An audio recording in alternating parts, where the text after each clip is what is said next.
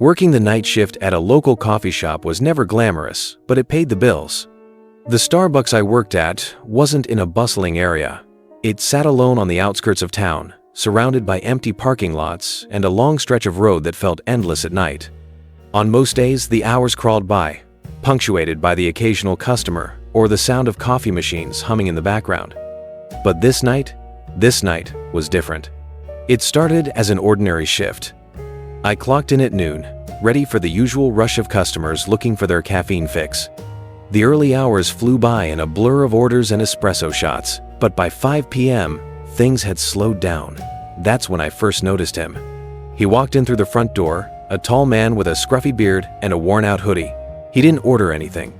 Instead, he wandered through the store, pacing back and forth as if searching for something or someone. At first, I assumed he was waiting for someone, or trying to decide what to order. But as the minutes ticked by, his behavior became increasingly strange. He started speed-walking laps around the store, his movements erratic and unnerving. Customers began to notice, shooting me uneasy glances as they sipped their drinks or worked on their laptops. Then, he stopped. He stood by a table, staring at a woman engrossed in her laptop. When she looked up and caught his gaze, he didn't look away. Instead, he leaned closer, his expression unreadable. "Can I help you?" she asked, her voice shaky. He didn't respond. He simply walked away, his steps heavy and deliberate, as if he had all the time in the world. I decided to keep an eye on him, but the evening rush distracted me. By 7 p.m., the store had emptied out, leaving only a few lingering customers. I glanced toward the corner where he'd been sitting, but he was gone. Relief washed over me, and I assumed he'd left for good. As the clock approached 8 p.m., I began the usual closing routine, wiping down tables, restocking supplies, and taking out the trash. The store felt eerily quiet, the kind of silence that makes your skin crawl. My coworker and I were the only ones left, and the parking lot outside was deserted. While cleaning near the back, I noticed something odd.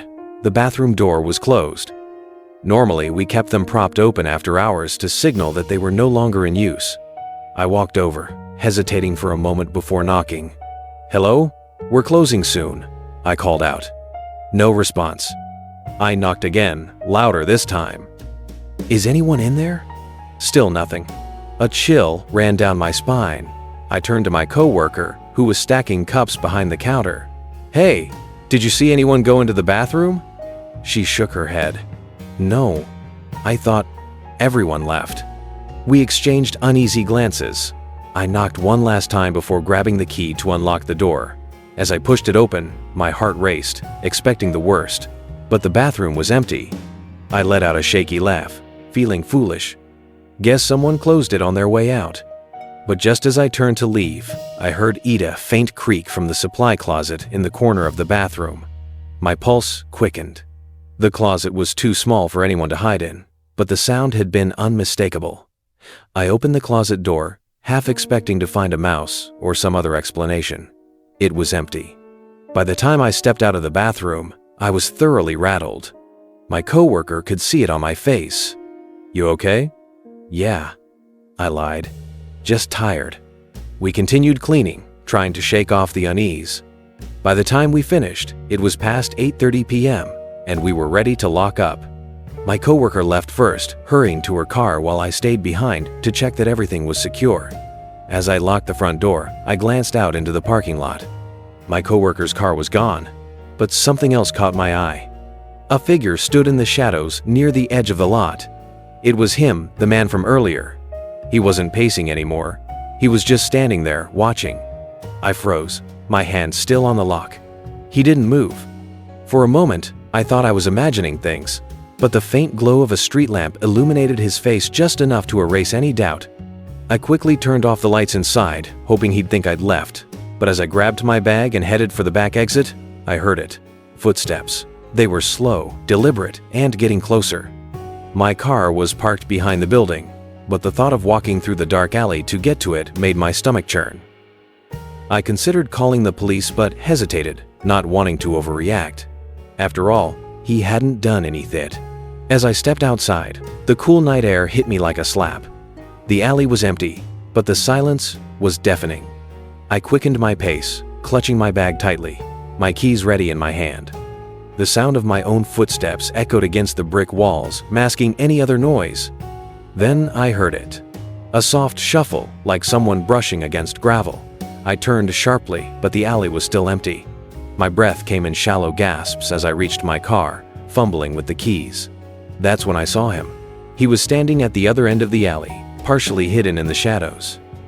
My hand shook as I unlocked the car door, glancing up every few seconds to make sure he wasn't moving. But then he did. He started walking toward me. Panic took over.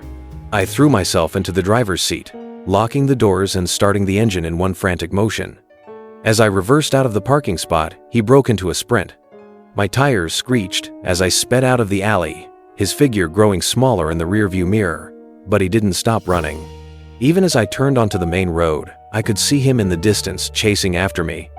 It wasn't until I reached the safety of my apartment that I allowed myself to breathe. My hands were trembling as I dialed my coworker to make sure she'd gotten home safely. She had, but my heart didn't settle. The next day, I reported the incident to my manager and the police. They promised to investigate, but didn't seem overly concerned. To them, it was just another loiterer, maybe a homeless man looking for a warm place to stay. But I knew better. The look in his eyes wasn't one of desperation, it was one of intent. Weeks passed, and I didn't see him again. But every night I worked the closing shift, I couldn't shake the feeling that he was out there, waiting for the right moment. And sometimes, late at night, I still hear those footsteps